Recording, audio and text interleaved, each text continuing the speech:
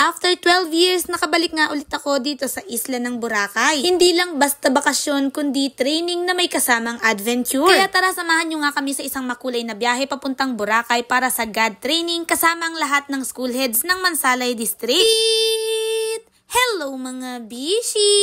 Sabi nga nila, stop muna sa stress. Paminsan-minsan kailangan din nating magpahinga, magsaya at mag-recharge. Kaya naman heto kami't pa-chill-chill dahil ngayong araw nga ay pupunta kami sa isla ng Boracay. Alas 9 nga ng gabi na, andito na kami sa Dangay Port. Alas 10 pa kasi yung alis ng barko. Medyo mahaba-haba nga ang biyahe mula dito papunta sa Katiklan. Umaabot ng 5 oras bago kami makarating doon. Alam niyo ba mga bishi na sobrang excited talaga akong pumunta sa Boracay dahil ang huling punta ko doon ay 12 years ago pa. Grabe, sobrang tagal na no. Ito nga din yung unang pagkakataon na magkakasama kami sa isang bakasyon ng aking beshi na si Chasel. Habang kami nga ay nasa barko, syempre todo-todo ang chika namin. At napag-usapan nga namin bakit nung kami nung mga dalaga pa, hindi talaga namin nagawa ang magbakasyon o kaya naman ang mamasyal. Kung kailan nga kami nagkaroon ng asawa at anak, ngayon pa lang namin nararanasan ang mga ganito. Kaya excited talaga kami makarating doon. Pero syempre, mas masaya kung kasama yung aming mga Junakis. Pero sa ngayon, kami na lang muna. So eto na nga, alas 4 nga ng madaling araw nung kami dumating sa Katiklan Port. Naghintay lang kami ng 1 oras doon sa van na magsusundo sa amin dahil pupunta nga kami sa Nabas, Aklan. Maganda daw kasi doon sa Hurom-Hurom ba yun? Yung Hurom-Hurom, hindi ko alam. Basta pumunta kami sa isang lugar na sobrang lamig ang tubig. Dapat maliligo kami pero grabe, sobrang lamig mga bishi. Ang naglakas loob lang talagang maligo ay si Sir Jeff. Ayun no, nandun na siya sa likuran. At dahil wala nga gustong maligo maliban kay Sir Jeff, nagdesisyon na nga lang ang lahat na kami ay dumiretso na ng Boracay. At dito nga kami sa Tabon Port Terminal sasakay ng ferry. Pero bago kami makaalis dito mga bishi, niyaya ko muna ang lahat na gawin nga namin yung ging kumot-kumot trend. Nung una, nahihiya pa din talaga ako mag-approach sa kanila kasi baka mamaya sabihin nila, dinala ko pa dito yung pagiging tiktokeris ko, Charis. Pero buti na lang din talaga, nakisakay sila. Grabe talaga, tuwang-tuwa ako mga bishi. Hindi ko alam kung paano ko ulit susundan ito, pero sige, bahala na. Basta gagawin ko itong ging kumot-kumot trend. At eto na nga mga bishi, sasakay na nga kami ng ferry. Tungkol nga dun sa mga nagastos namin sa pamasahe mga bishi, hindi ko na maibi-breakdown sa inyo kasi hindi ko na din talaga tanda. Basta pag sinabing, oh, magbabayad tayo ng ganito, go! Basta ang gusto kong mangyari, makarating na ako ng Boracay. After 20 to 30 minutes ata mula sa Tabon Port, nandito na nga kami sa aming hotel. At bongga mga bishi na, andito kami ngayon sa Eurotel. 2 PM pa ngayon check-in namin, kaya nung nagutom kami, pumunta muna kami dito sa McDo. Naghahanap din kasi kami ng tsinelas ni Sir Emerson dahil nakasapato siya nung pumunta dito. Ay saktong naka-lunch break ata yung bantay dito, kaya sarado. Hindi ko alam kung anong dahilan namin ni Chasel bakit nauna kaming umuwi. Basta ang naalala ko mga bishi, habang naglalakad kami, nakasalubong namin si Tita Small Laude. Sabi lang ng pinsan ko na si Ate Janelle, baka nga daw makita ko dito si Tita Small. At sakto mga bishi, nakasalubong talaga namin siya. Grabe! Sabi ko, ay si Tita! Sa sobrang bilis nga nilang maglakad, hindi na kami nakapag-video, picture na nga lang. O diba, bongga? Nung nakapag-check-in na nga ang lahat, nagsimula na nga kami sa aming training. Layunin ng nasabing pagsasanay na palalimin ang kaalaman at kakayahan ng mga school heads hingil sa pagpapatupad ng mga pulisiya at mekanismo para sa proteksyon ng mga bata sa loob ng paaralan. Bukod sa mga lecture at talakayan, nagsagawa rin kami ng mga interaktibong aktibidad at case study para mas mailapat ang aming natutunan sa aktwal na pamumuno sa kanya-kanyang paaralan. At nung natapos na nga ang session, etong at naging kumot-kumot trend ulit kami. At kahit nasa training na may konting bakasyon ang bishi ninyo, eto't magsa-sideline pa rin ako. Kahit hapon, gabi, madaling araw mga bishi, inasingit ko gid talaga itong aking sideline kasi alam mo na, dito nga ako kumukuha ng aking panggasto sa araw-araw. Sobrang nakakapagod pero ganun talaga, laban lang. Balang araw magbubunga din lahat ng paghihirap ko. Papaldo din tayo, Charis.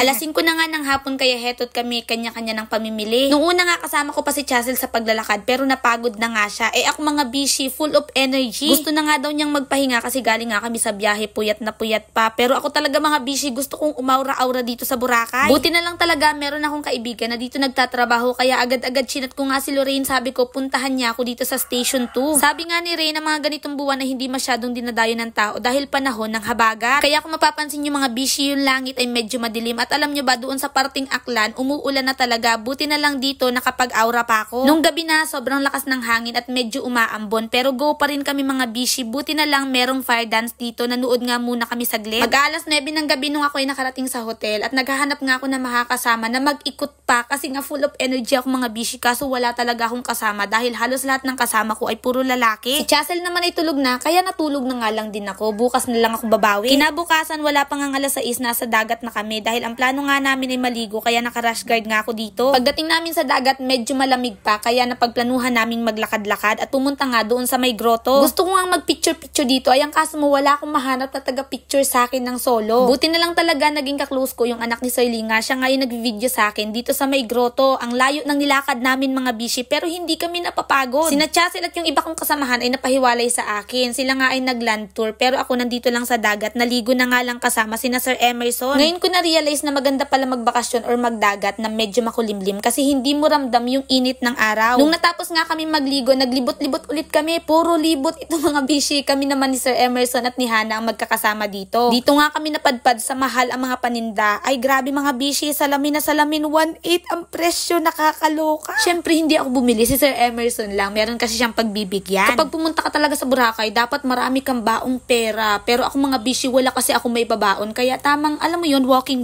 lang, ganun. Sabi ko nga sa sarili ko, sa sunod na punta ko ng Boracay, dapat marami na akong baong pera. Charis. Nung napagod na nga kami mag-walking, eto nga't babalik na ulit kami sa aming pangalawang araw na session. Nung natapos nga yun, kanya-kanya ulit kami ng pamamasyal. Yung iba nag-island hopping, yung iba namili ng pasalubong. Pero kami ni Soyli nga ay pumunta nga dito sa Mandala Resort Spa and Villa. Sobrang bongga dito mga bishi. Dito ko nga naranasan yung mga feeling ng mga mayayaman. Kasi yung services dito, grabe, sobrang mahal. Dito nga nagtatrabaho yung friend ko na si Lorraine. Kaya naman sa susunod kong vlog, ipapakita ko sa inyo kung gaano kaganda dito at kung gaano kasosyal. Nung natapos na nga kami magpamassage, bumalik kami sa hotel at nag-dinner saglit. After namin kumain, sama-sama nga kaming lalabas. Pumunta nga kami doon sa parang food court na malawak. Hindi siya bar merong nagla-live band tapos after nun meron nagpa-fire dancing. Doon mga bishi, ang ganda, ang daming tao. 1 AM yung schedule ng alis namin pero nakauwi ata kami past 10 na kasi nag-enjoy ang lahat. Sama-sama nga kaming umuwi tapos hindi pa kami nakontento ni na Sir Emerson. Lumabas ulit kami dahil sabi ko nga sa inyo, gusto naming mag-bar. Hindi naman yung tipong magawalwal ka. Yung ma-experience lang ba namin na mag-bar dito sa Boracay. At sa tanang buhay ko nga mga bishi, ngayon nga lang ako nakapasok sa isang sosyal na bar, as in. Party-party nga kami doon ni na Sir tapos diretso uwi na. Oh, paano ba mga bishi? Hanggang dito na lang muna. Maraming salamat sa inyong patuloy na panonood. Patuloy po sana tayong pagpalain ng ating puhong may kapal. Paalam!